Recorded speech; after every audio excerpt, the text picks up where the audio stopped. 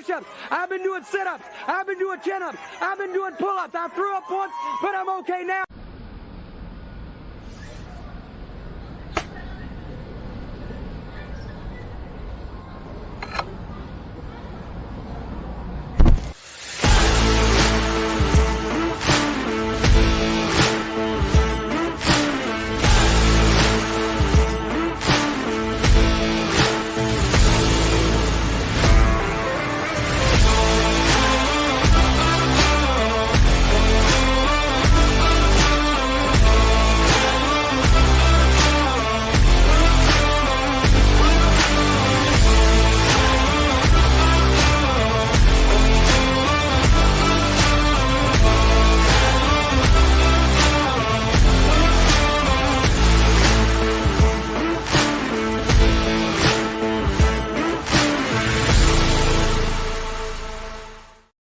What's up, everybody? Welcome to a Monday edition of the Ysn Power Hour. DJ Yoakley with you, and I apologize for the mess behind me. As you know from last week, we are currently just changing things up a bit at HQ. We have turf that was installed over the weekend, thanks to TCP Flooring and Tommy Pease, our good friends.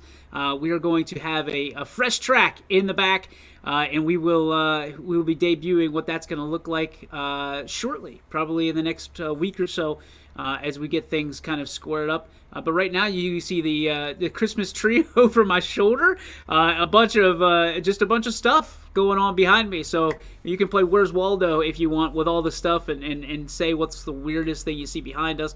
But it's all good because things will be back to normal soon. They'll be better than ever as well. We have a very, very special show for you today. Ray Cmil, the state runner-up for the South Range Raiders, who made history over the weekend, will be joining the show. He'll be our featured guest. And then at 3:30, we will bring in our YSN beat reporter for wrestling, who spent the weekend down in Columbus. My buddy Jake Powell will join us to talk about what he saw over the weekend. Some up-and-comers and some careers coming to a close. We had it all for you on Twitter and social media, so hopefully you'll be able to stick around. It's a great wrestling edition of the Ysn Power Hour, and we will start where we usually do each and every day, and that is with On This Day in Sports History. And on this day in sports history, in 1976, gonna go horse racing here as jockey Bill Shoemaker wins his 7,000th race. 7,000. Like, think of all the things that you do in your life, and then think about how many times you do them. There's not many things that we do, like, other than brush our teeth and take a shower and stuff like that we do 7,000 times. But I'll tell you this, the man who has done things very close, he's up there in the stratosphere, is our guest, our first guest, and it will be Ray Cmil. Let's bring him in. Now, I've got to preface this. I got to give him a proper welcome into YSN, because Ray finishes his career with 144 wins, 35 losses in his career. This year alone, 42-2 record here in 2021-2022. And, of course, he finished runner-up and is in second in the 132-pound weight class. Ladies and gentlemen, without further ado, I bring in the legend, Mr. Raymond Cmil. What's up, buddy? What's up? How are you? I'm doing well. Obviously, not as well as you. I've never been runner-up of anything in my life. But I will say this. You had quite the weekend. Talk to me from your standpoint, from going into a weekend like that to being in the main stage. It's got to be, I don't know if you've even seen the movie Gladiator, but that's what I thought of when I saw you guys all come out of that tunnel. It was like watching Gladiator. I've never seen the movie, but it is pretty overwhelming. You know, first time at the Schottenstein Center. Crazy. So many people were there, 10 mats, all going at once.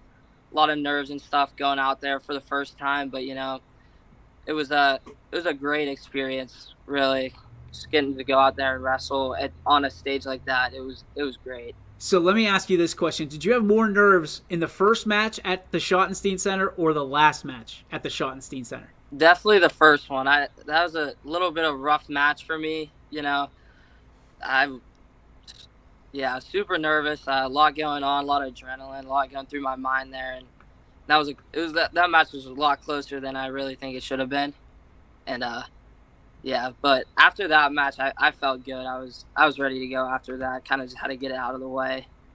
It's funny because wrestling is one of those sports that you can actually, not only can you really study your opponent and how they work from a one-on-one standpoint, but there's rankings very early on. You guys can talk, you being what, if let's say, for instance, you're the number 5 wrestler in the state, if you wrestle the number 10 wrestler in the state, there's already a little bit of an underdog status that they can come and say, hey, if I beat 5, I'm automatically going to go up. Does that, where were you first ranked when you came through? Were you automatically ranked as a freshman? No, I actually was not ranked at all my whole freshman year, and the first half of my sophomore year, I wasn't ranked at all, and until I had a match where I beat a 2-time state placer, 4-time state qualifier from Chardon.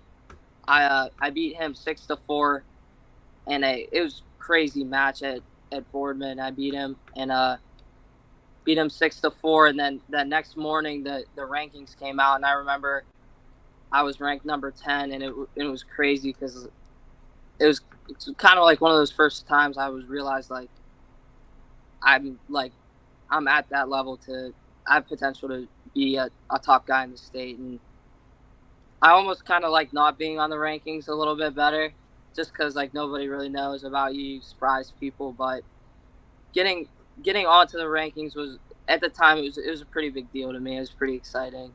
So when you're now, you should be ranked number 2 in the state, right? Yeah, that's how it should go, right? Yeah. And nobody can ever take that away from you. You're going to end number 2 in the state at 132. So number 2, obviously the highest you've been, I'm guessing. Yeah. Yep. Okay, so when you started getting these rankings, what's that like?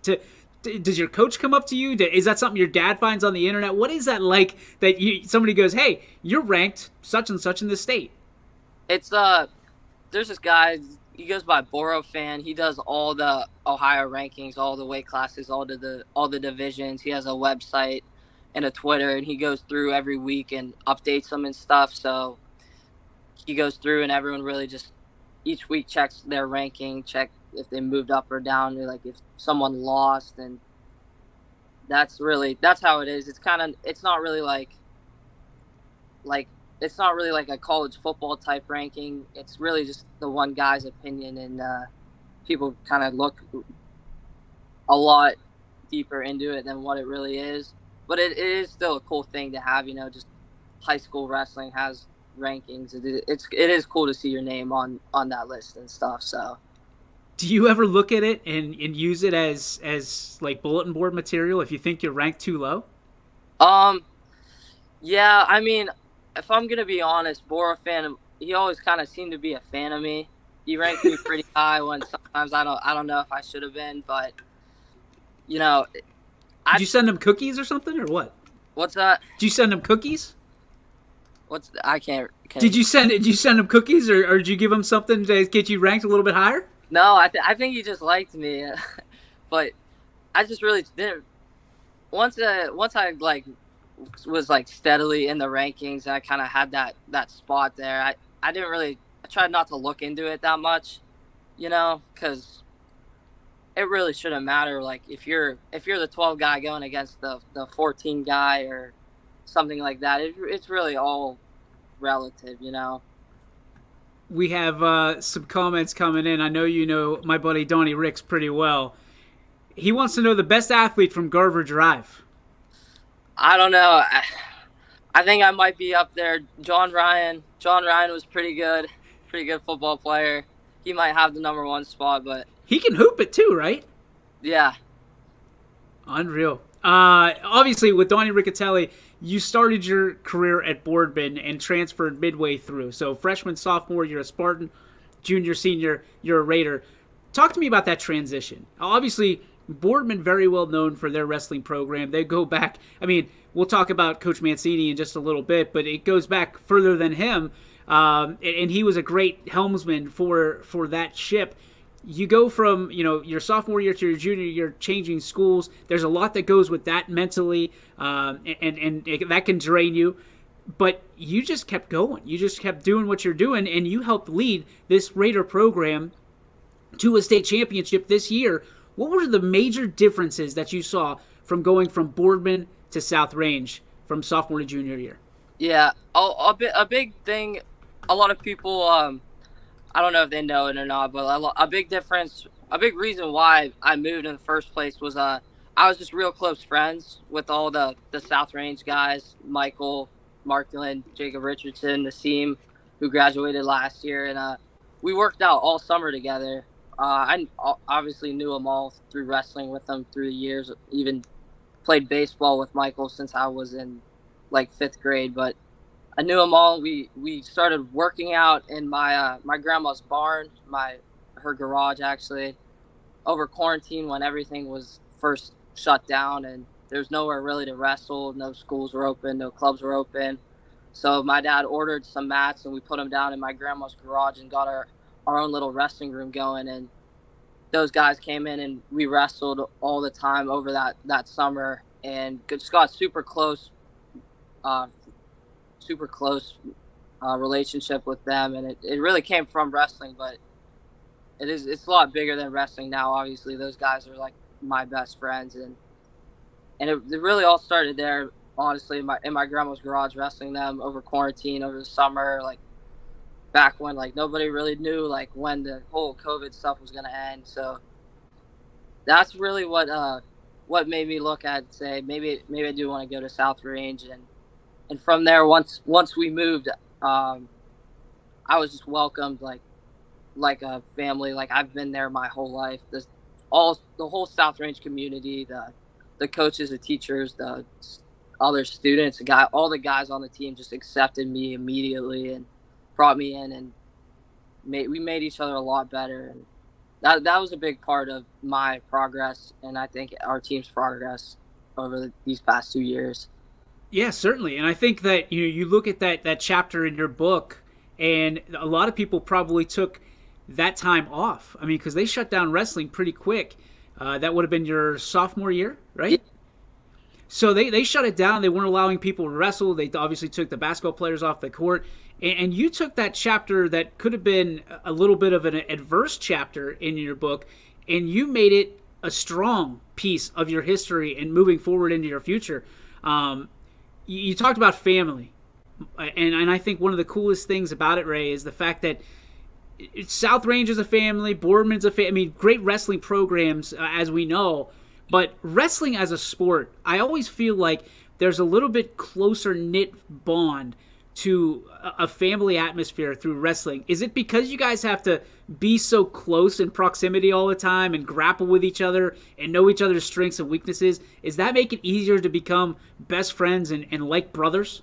Yeah, I think a big part of it is like the wrestling's obviously super different than any other sport. You know, you're basically fighting each other 2 hours a day, every day with those guys, and it's just you got to make a lot of sacrifices. You know, cutting weight, extra workouts. You know, at times it is miserable. You know, like at times wrestling isn't always super fun, and I think that's why the wrestling community as a whole is so close. You know, everyone can really relate to like the grind of it, and just once you wrestled, you really understand like the difference between that and other sports, and just it really is like unlike any sport. You know, like you're with the guys all the time. You know, beating each other up, and then 5 minutes later you're best friends. It's just like it just brings people together, and it's really hard to explain really until you actually experience it and wrestle.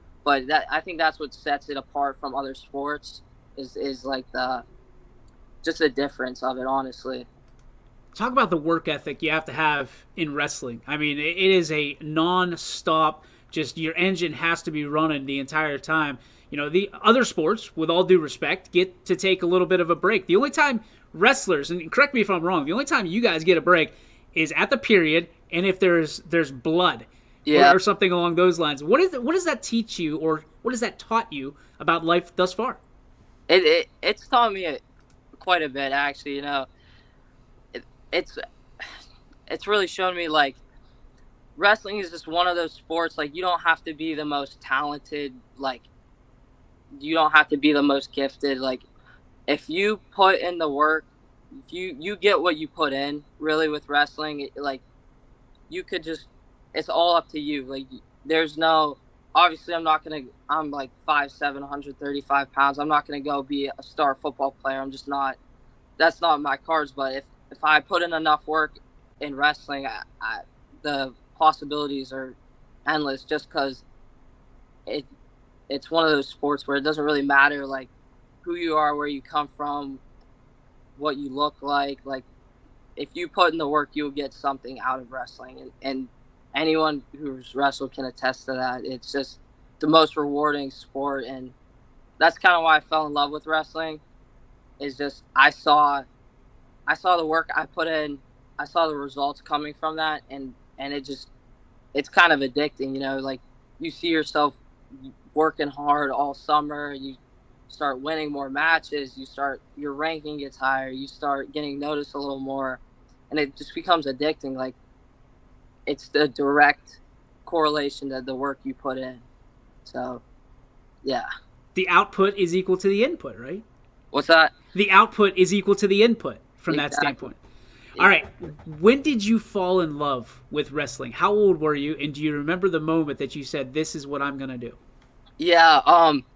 I started wrestling. I brought home the flyer from school in 3rd grade, and I knew my dad wrestled in high school, and my grandma would tell me about him wrestling, and I knew he wrestled in high school, and I brought the flyer home. I got in class, and I told him my parents I wanted to wrestle, so they brought me to the first practice, and really from there, I don't know what it was. I think, honestly, at the time, I just liked it was something different, like, everyone else was playing basketball and soccer and flag football and stuff, and I was like, this is pretty cool. I'm wrestling. Not a lot of people are doing that.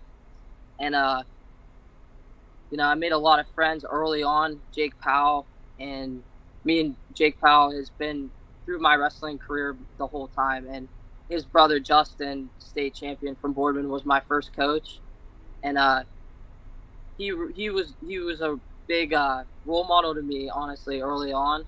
I really looked up to Justin, and I loved him as a coach, and he was just a young guy right out of college coaching us, and he actually had a big impact on how I fell in love with wrestling in the beginning. So I love that. And let's talk about the coaches that you've had. Let's start with South Range. Obviously, you come in. South Range has never won a state title in wrestling ever before. I'm not even sure how far they've gone to that point. But you guys would not take no for an answer as a team. You end up winning the state championship this year. A big deal. The first state championship since the baseball team won it a few years back. Talk to me about, was that a goal going in, or did you take it match by match by match until you were knocking on the door for that state title? And how exciting was it when you saw that pin by Fur to make that championship? That had to be an exciting moment for you and the other seniors.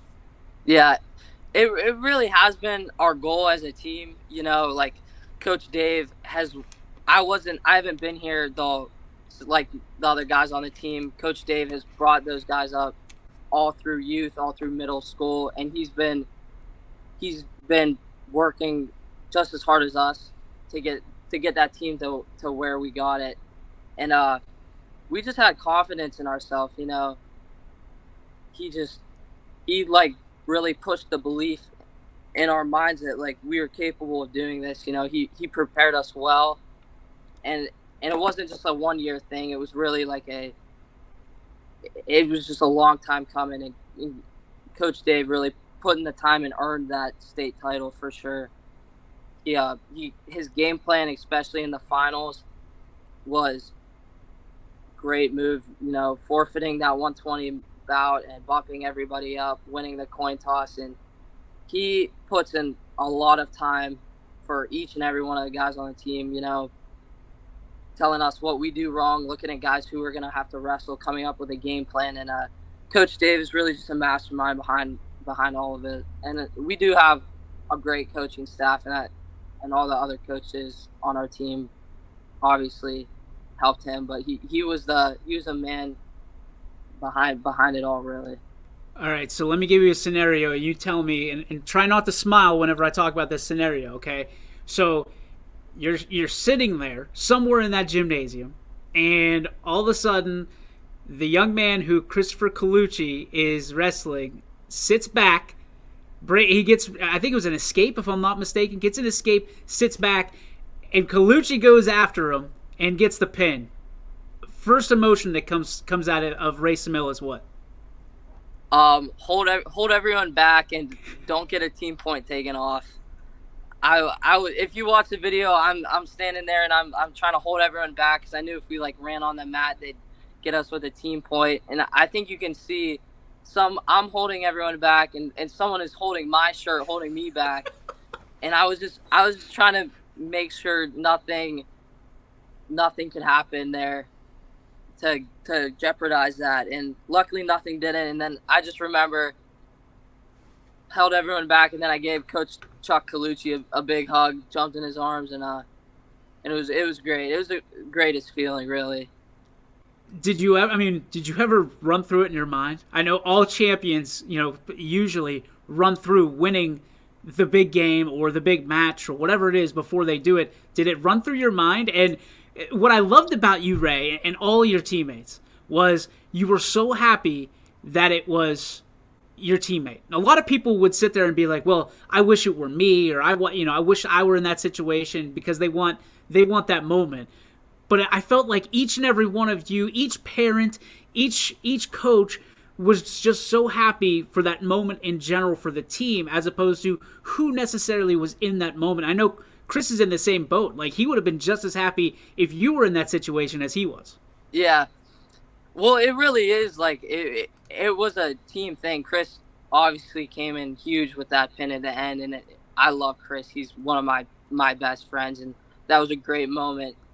But it really was a team thing. Like, we had 14 guys out there wrestling, and people look at the wins. We had 4 pins in a row from 126 to 144 or whatever it was, and people don't really look at the losses. Like Logan Cormel got tech fold instead of pin. That saves us a team point. Luke Starkey, freshman, goes out there, doesn't get pinned. More team points that saved us. And it really was a team thing. Even if the guys that didn't wrestle, the guys who weren't in the starting lineup that day, it's hard to realize, like, those guys are the ones working out with us every single day in the room. Those are the guys who are practicing 5 days a week, who are there in the room, who are supporting their teammates, who are there all the time. And it really was a team win. And you could ask anybody on the team, and I guarantee you they'll say the same thing. It wasn't just one person did this, one person did that. We all did it together, and that's, I think, what was so special about it, and what makes it so memorable is we got to do it together, and that was amazing. I think that the group that you have of seniors would have been in 8th grade when the South Range Raider baseball team won the state championship and they celebrated, right? I was there. I was there for the celebration. I was there for the game. I came back. The buses rolled up. I'm going to tell you something that not a whole lot of people will understand or believe. It was probably 75 degrees when the baseball team came back from Columbus with the championship. It was maybe 10 degrees when you guys came back with the championship, and there were every bit the amount of people waiting for you to get off that bus as there were the day that the baseball team got off. Talk to me about the South Range community. Did you expect that kind of when you came back, and what was it like for you emotionally when you got off that bus and you saw all those people ready to celebrate you? We are the champions blaring over the loudspeakers. What was it like for you? It was great. Like, it just showed the support of just South Range as a whole, no matter what the sport. Like, it could have been football, baseball, wrestling, basketball. It's just the community as a whole comes together for everyone else, and I think that's what makes South Range so great. Everybody, it seems like everybody wants to come to South Range, and I think that's the reason why.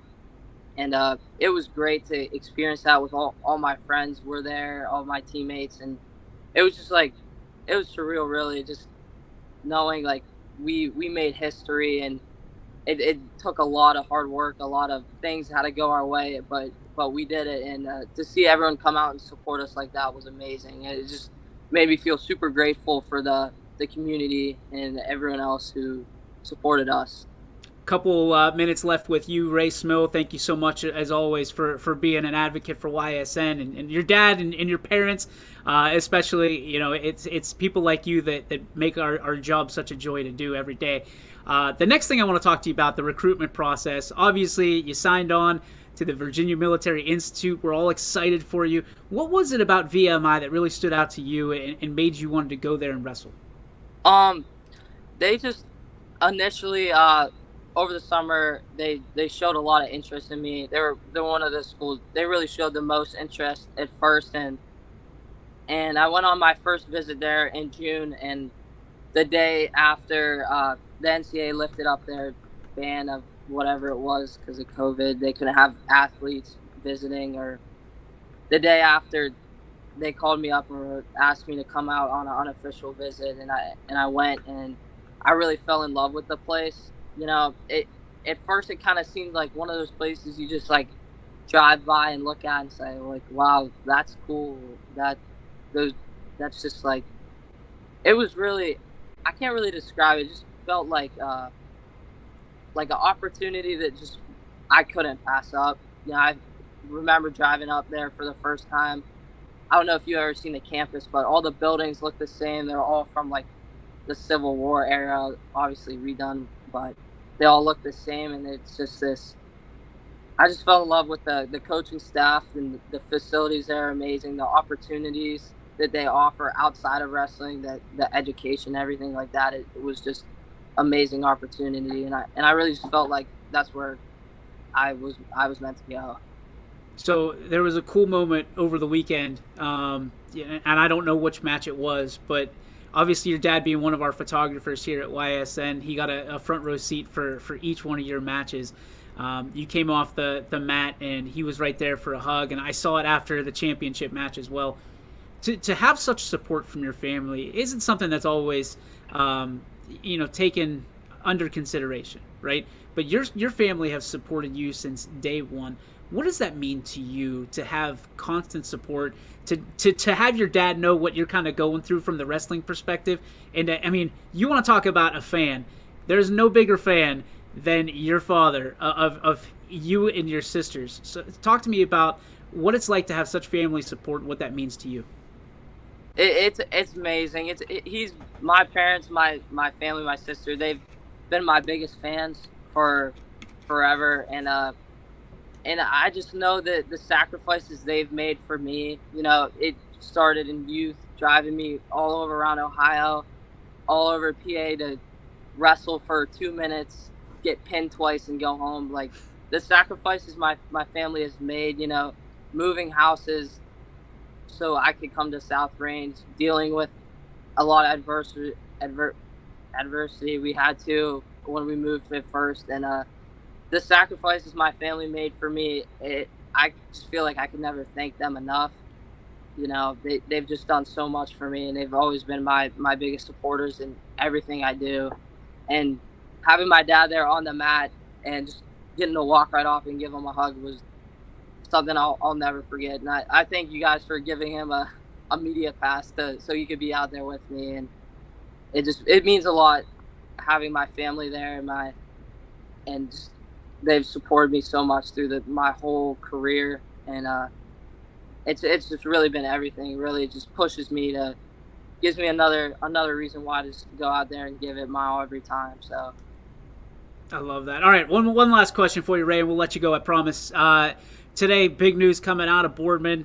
Coach Mancini stepping down after 21 years at the helm of the Spartan program. You obviously were under his tutelage, and you said that he's a mentor to you. Talk to me about your relationship with Coach Mancini and what he means to you in your development as a wrestler.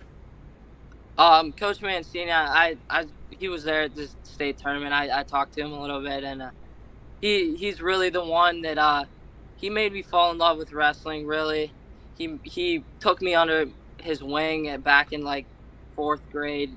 He saw a lot of potential in me. He saw stuff in me that no one else really did at the time, and he took me under his wing. He trained me and Sean O'Horo a lot, working out in his basement.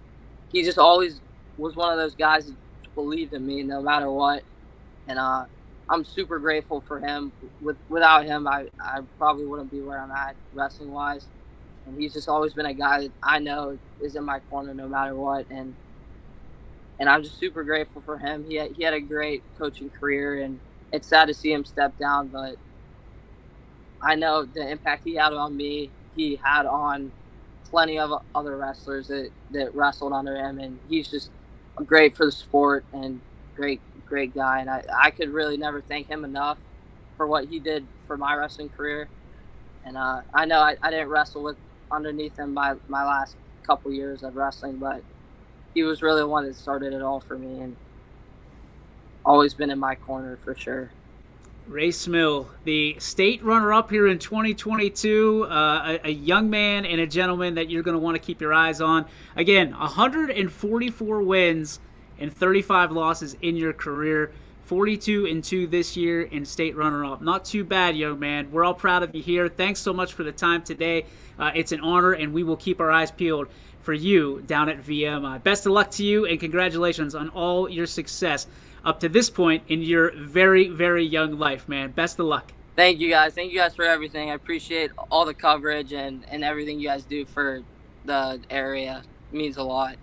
You got it, brother. You're one of the reasons we do it. So we'll be back with Jake Powell, our correspondent down in Columbus, right after the break, right here on your Sports Network. Every customer has a story, and at Greenwood Chevrolet, we are committed to making sure it ends with you in the right vehicle.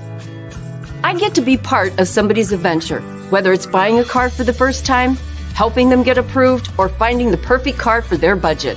I'm proud that people trust me with their finances. They trust me to take care of them, and they trust me with their story. I'm Tracy, and I'm ready to go the extra mile for you, only at Greenwood Chevrolet. Working with your family can be stressful at times. But because they're family, you know that you're going to get a loving, honest answer, even when things don't make sense to any problem. Dealing with Medicare can be confusing and overwhelming. That's why here at Myers Family Insurance, we do our best to give you honest and caring answers to all of your questions. Family, like Medicare, isn't always perfect, but when you put others first, the results can be amazing. For all your Medicare needs, call Myers Family Insurance.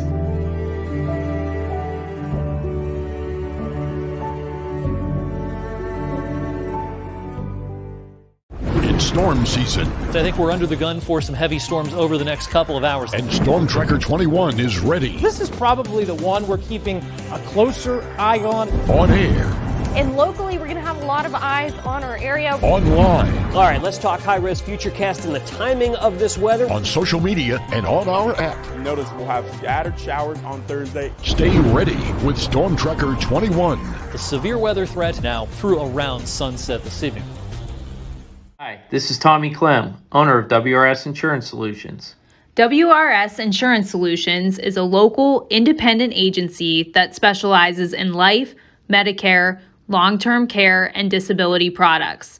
Call us at 330-953-3722 or visit us at wrsinsurancesolutions.com to learn more. Good luck to all the student athletes in the Valley. Welcome back to the YSN Power Hour here on this Monday. What a great time spent with Ray Cmil. If you missed that interview, we'll have it on our website, ysnlive.com, later tonight, and you'll be able to go back and revisit that. At this time, we're going to try to bring in the legend of Columbus, Ohio, this past weekend, my good buddy and our wrestling beat reporter, Mr. Jake Powell. What's up, Jake? How's it going, DJ? Thanks for having me on. Dude, always. So it sounded like you had some fun down in Columbus. What kind of wrestling did you see down there? Some pretty good stuff, I would assume. I mean, the highest level you can get at high school wrestling. It was awesome to see all the local guys, show out and represent the Valley and the Youngstown area very well, as they always do. So we brought home a state championship in Louisville. We got a state runner-up in obviously South Range with Ray. We saw a third place finish in Beaver Local as well with Logan Hours. And we had some guys that were up there. So I guess my question for you is, how did you keep track of all of this and keep it up on social media? It was my first time actually like being like an analyst or whatever you want to call it. But my tactic was writing it all out on paper, keeping track of the bout numbers, where they are on the bout board, making sure nobody's sneaking up too quick, and just writing down scores as the match goes on, because throughout the tournament there would be times where we would have 3 or 4 wrestlers in our coverage wrestling at the same time on different mats. So that was really like the most stressful part, but just keeping it on paper and having my tweets up and ready before the match is over to tweet them out. You did a phenomenal job, especially for your first time down there. You used to be being down there in the tights, man. You're not used to being down there with the glasses on, looking like Clark Kent, doing a job for the Daily Planet. Yeah, I actually said that. I said it, and my brother agreed with me. I go, it's a lot different, going there to wrestle than to be, a spectator, or in my case, analyzing and, updating. It definitely was different, but it was a good different. You know what I'm saying? It wasn't. Yeah, because you could eat all the nachos and hot dogs that you wanted from that standpoint. And when you're competing, you can't even drink water. Yeah.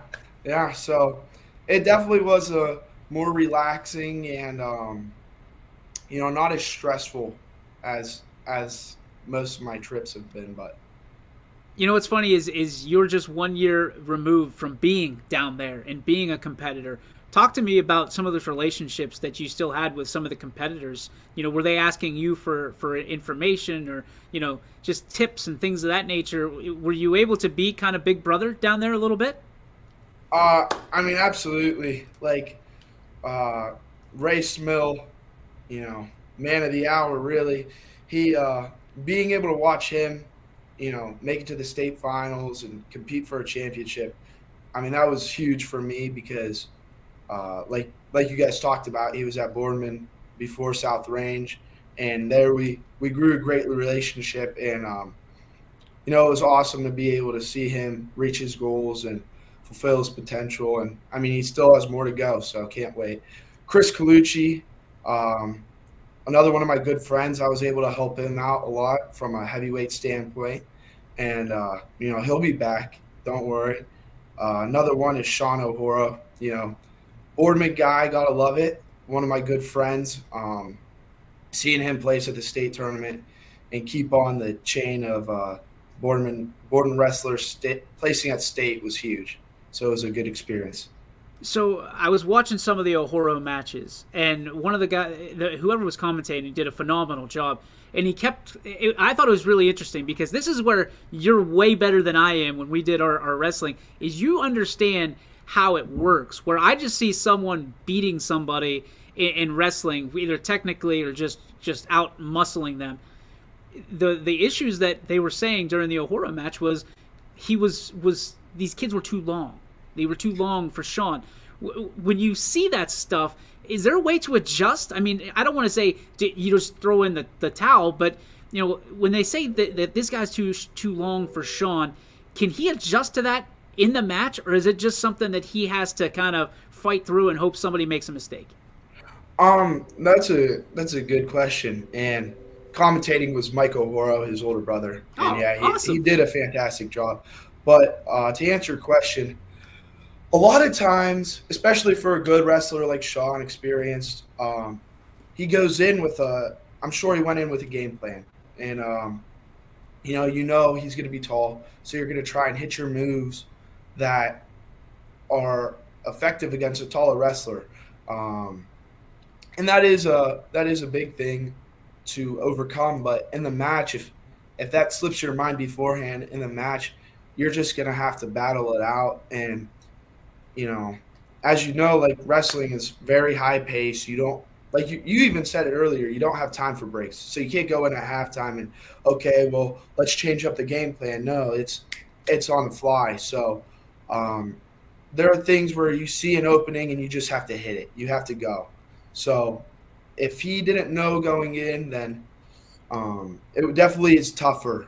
But I have a feeling he knew what the kid was long and how to game plan. But I mean, at that level, everybody's top of the line. Everybody's a great wrestler, and his opponent is going in with the game plan tune to shut Sean down. So he looked unstoppable for a little bit. Did Sean O'Hara, and we were excited for it. I mean, he to the cool point that we even got the Goldberg like entrances. They were walking him through the hallways. I was waiting for the drums to hit and the music to start and all the sparks to fly, the pyro.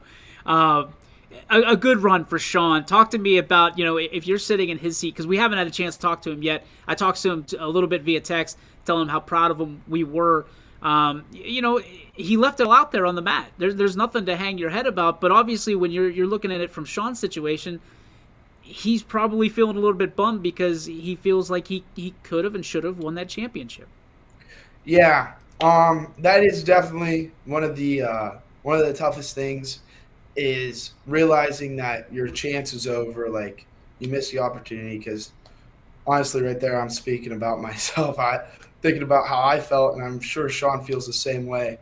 That it's tough, but you have to think about it deeper. You have to think about, okay, well, you couldn't have done anything more. You put in all the work, all the hours.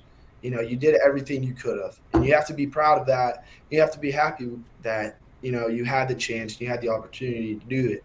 And I mean, you can't be upset about a state placement in wrestling in Ohio. I mean, that's a great accomplishment in itself. So really, I think you just got to be happy with what you did and that you did it. And I'm sure he is. I'm sure at the end of the day, yeah, he's a little bit upset about not winning the gold, but, still, it's something to be proud of. We're here with Jake the Snake Powell, our wrestling correspondent here on YSN, also doubles of the YSU football team.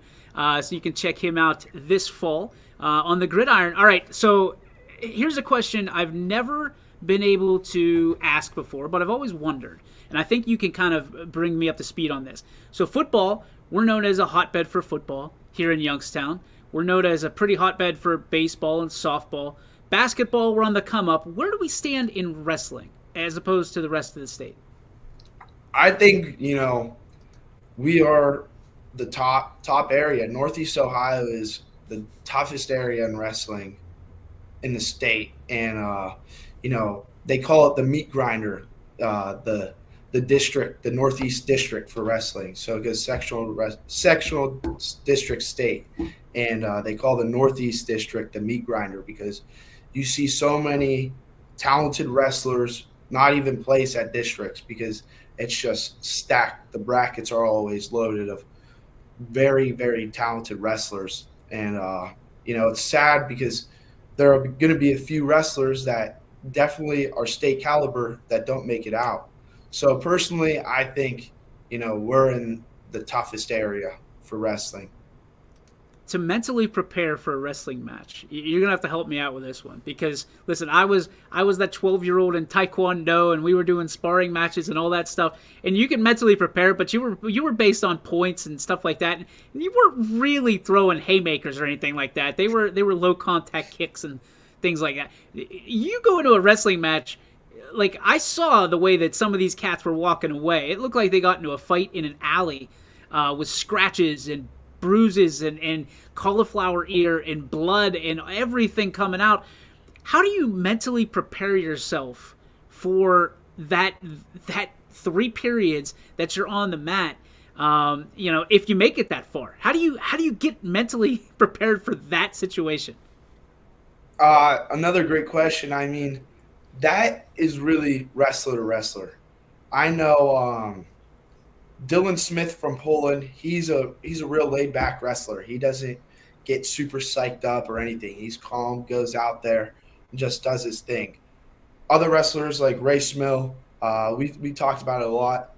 He's more of a mentality wrestler where he gets super focused and locks into what he's got to do, goes in and gets the job done.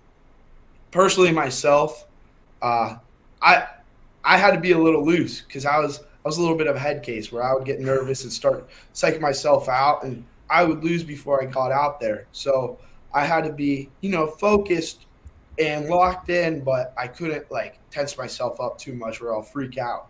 So I had to be a little loose, a little having fun, joking around a little bit, but definitely locked in.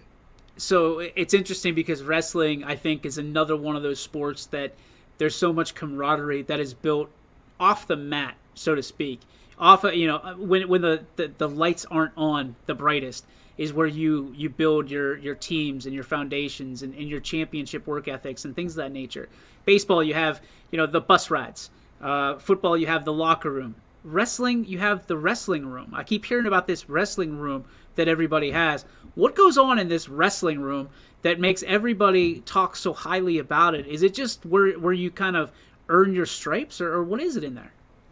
Absolutely. I mean, it's the grind. I mean, wrestling is no doubt a grind. I mean, the wrestling room is what builds men, honestly. And women now, because women wrestling is rising, so that's great too. You build character in there, and it's just the fact that you and your teammates are pushing each other to the limits and overcoming tough workouts and so much adversity. You don't get a break from wrestling really at all. So just being in there for 2 hours or however long that practice is, and just sweating and bleeding and crying, whatever goes on, you're doing it together. And that's the biggest part, is that you're together and you have somebody to the left and right of you going through the exact same thing which you're going through. So it's like Vegas, you're telling me? It's whatever happens in the wrestling room stays in the wrestling room? That's sometimes, I think the real stuff like that happens at the tournaments. A lot of memories are made at tournaments because, you could be there for 10 hours, but only wrestle 6 minutes. Yeah. So you have a lot of time to pass time. Whereas at practice, I mean, it's all go. Jake, when you were down in Columbus, I'm sure you saw some great wrestling from seniors, but I'm sure there were some underclassmen that plan on being back next year. Did anybody catch your eye? Honestly, the biggest one was Keegan Sell from Garrettsville, Garfield. He's a great wrestler, only a sophomore this year, so he's got 2 more years at the 175-pound weight class. Made it to the semifinals as a sophomore, which is incredible, and ended up taking 6th place. And he's just such a strong wrestler, quick wrestler, that ran into some tough guys. Couple more guys, AJ Coppersmith from Crestview, came short of placing, but being there and making it that far as an underclassman is huge. So he'll be back. Chris Calucci and Jake Richardson had 2 of the toughest draws in the state. I mean, just talking to Chris, and if he had any other draw, he would have definitely placed, I believe. He'll be a great wrestler coming back. Jake Richardson, same thing. You were talking about the rankings earlier. Look at him. He was ranked, I believe, 35th a couple weeks ago, and ended up making it to the state tournament, getting second at districts. So he came a long way, and he'll keep coming. And another one is Hunter Newell. 7th place as a junior, incredible. So can't wait to see him back. He's a young kid who still has room to develop, and he'll take that and run with it, and he's going to do big things. Jake Powell, my guy, his first time doing reporting for YSN, and you knocked it out of the park. Or I guess it'd be a pin in your world. You pinned it, my bud. Thank you so much for all the work that you put in this weekend. You put in tireless hours, and hopefully you made many, many memories. And we're happy to have you as one of our top guys in the wrestling world, man. We can't wait to have you back on. I appreciate it. Thank you. You got it. There he goes. Jake Powell. Yeah, man, that kid is good. A freshman. He's only a freshman at YSU studying communications. And, it's guys like him is why we do this. And guys like him is why we're going to get better and better and better. So welcome again, Jake Powell. We appreciate all that you bring to the table, and a great, great interview today, and did great work at the tournament. He had his eye literally everywhere, all over the mats, and he did it for the love of the sport. So we have some comments coming in. Pat O'Horo, big fan of. Keegan Sell is who Sean had in the EOWL finals. So, yeah, there's no better stamp of approval than when Pat O'Horo does just that. So Keegan Sell is a name that you're going to want to hear and will hear a lot more in the coming years. All right, so we got to talk a little bit of basketball because two teams continued up until this past weekend on Saturday. It was Louisville and Cardinal Mooney. Louisville came up short to Akron St. Vincent St. Mary's. It was another one of those 40-point games. Let's just face it, St. V's is on a roll in basketball. They are looking like they are unstoppable yet again. They are a powerhouse for a reason. Naturally, we have to I root for our teams and try to put our teams out there the best we can. But you have to tip your cap whenever you see a team like St. Vincent St. Mary. They took care of business all the way through, and they did it again with Louisville. A triumphant season, a record season, and a trailblazing season once again for the Louisville Leopards. Congratulations to Coach Siegfried and the entire Leopard team over there. They've continued to raise the bar in seemingly every program that they have over there at Louisville. So congratulations once again. Athletic Director Terry Horn just continues to raise the bar over there for the Leopards. And also Cardinal Mooney coming up short against Lutheran East. The final was 50-35. Lutheran East is good, and they are. And there was a lot of people that put the thumbs down to Cardinal Mooney right off the jump. I thought Mooney was in it for the most part, but they just ran out of gas. They ran out of gas, and it's one of those miracle teams. That if they play 10 times, Cardinal Mooney might win once, and that wasn't their night. So congratulations to Lutheran East. Congratulations to Kerry Palermo, the Cardinal Mooney Cardinals, on another fantastic season. Again, a team that nobody believed in. I think they were 13-9 going into the tournament. People poo-pooed them, said that they're not good. They played a lot of good teams. They beat a lot of good teams, and they continue to do that in the playoffs. So once again, Cardinal Mooney, a phenomenal season, and hats off to you on another successful year under the tutelage of Coach Carey. So what did we learn from this basketball season? We learned that it's not over. Everybody's sitting there writing the obituary on the 2022 basketball season. Let me tell you something. We've got basketball for you tonight, and a lot of it. We have the let me double check. I know we have the MVAC All-Star Game and three-point competition, and we have the NAC Girls All-Star Game and Boys All-Star Game. So starting at 5:30, the NAC Girls All-Star Game, the MVAC Girls All-Star Game starts at 6. The MVAC three-point shootout starts at 7, and the Boys NAC All-Star Game starts at 7 o'clock, and then we cap things off at 8 o'clock tonight with the Mahoning Valley Athletic Conference Boys All-Star Game. So a lot of hoops on the network tonight. We are not done yet, not by a long shot. We've got games tonight. We've got games tomorrow. We've got games Wednesday. We've got games on next Saturday. So we got another week. But we do have drafts in between there that we are drafting our all-star team. We still have some that are coming in and accepting their invitations based on vacations and schedules, and their season's just getting over. So please stay tuned. We will have a full roster breakdown at the end of this week with who's going to be playing where, whose team they're going to be playing for. They're going to be home, they're away, and things of that nature. So please stay patient with us. We're trying to get all of this leading up to the game, so all the information is available to you when you go on March 26th to South Range starting at 5 o'clock p.m. for the intro for the girls. It's going to be a lot of fun. There's going to be a lot of great people there. It's going to be the who's who of our valley from a standpoint of basketball. And at the end of the day, it's going to be a party. We're celebrating these kids. We're celebrating these coaches. We're celebrating these programs. And we are celebrating Golden String and all the great things they do for adults and kids with disabilities in our area. That's where the proceeds go to this year. So thank you to Golden String, Jimmy Sutman, for being a part of that. And he's going to be our DJ, guest DJ for the night. And my buddy Chuck is going to be the PA announcer. If you've ever been to a West Branch game, you know he brings a lot of electricity to the game like Dwayne "The Rock" Johnson, and he's our guy. So he's going to bring the heat, so to speak, into the Thriller Dome, and we're going to have a lot of fun. So if you've not set aside March 26th, make sure you do, because you can get tickets at the door, and I'm guessing you want to be there early, because that baby is going to be packed all night, and it's going to be a fun night for everybody involved. So the only game in town, the last game in town, right there at South Range High School for the YSN All-Star Game 2022. That leads us to our Joe Dickey Electric What's Your Spark? Excuse me. Presented by Joe Dickey Electric. Where's my stinger? Where is it at? Well, this is the only stinger I ever lose. Here we go.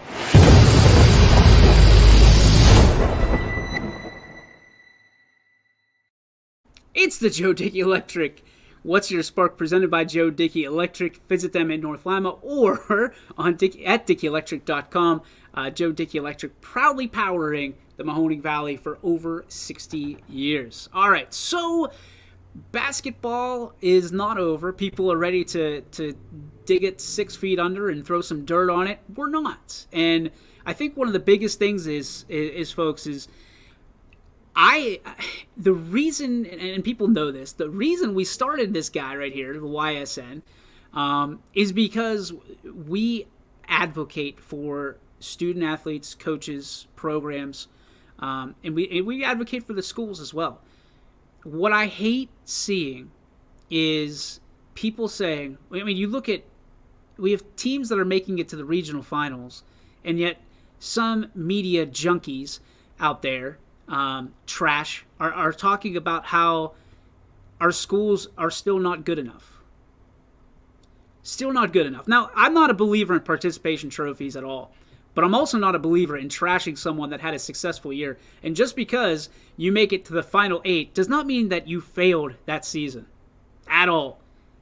And not even close. Let's just be honest. Not even close. I'm tired of people trashing our schools because they think that there's some kind of hybrid of Colin Cowherd and Captain Kangaroo. They like you when you're on their show or when they need something, but they want to talk trash about you behind your back. I don't like that. Be who you are, right? Be who you are. If you're going to support these kids, and remember, they're kids, underage, the majority of them, then support them. Bring them on your show. Be the walker, not the talker, and advocate for them. And bring them on and celebrate them and talk about, what... And if you're not ballsy enough to do that, talk to their coach. Say the things to their coaches that you say when they're not on your shows. Because I'm sure you're sending out trying to get them on your shows and they don't see eye to eye with your opinions. I don't like people that are fake, phony, sympathy lassoers out there that every time something bad happens to somebody, they just lasso it up and bring it in. I really don't like when people turn on kids after a successful season. I don't like that at all. And I think it's cowardly. I think it's yellow to do that. And if you feel guilty about doing this, I'd love to have a debate with you as to what constitutes a successful season for a high school varsity program. That's an open invitation. You have my blessing. I will have you on our show and we can debate it out about what constitutes trash and what constitutes treasure. End of story. End of rant. That is your show for today. Join us tomorrow on the YSN Power Hour programming note. Thursday, there will be no show. There will be no running point. And I'm not sure if there's a casual sports podcast. I don't think so, because we're all going to be out at the bunker in Boardman at Southern Park Mall, and we're going to be watching NCAA March Madness, and you should be too, because it's going to be fun. That's going to do it for our show today. Thanks for tuning in. Thanks to Cmil for 30 minutes of great interviewing. Thanks to Jake Powell for jumping down to Columbus and covering all that for us, and obviously, stepping in and talking wrestling for us today. And once again, congratulations to our final teams who bowed out of the OHSA tournament, Cardinal Mooney and the Louisville Leopards. Again, that does it for our show today. Tune in tomorrow, 3 to 4, right here on YSN. Peace be with you. YSN thanks you for watching this presentation.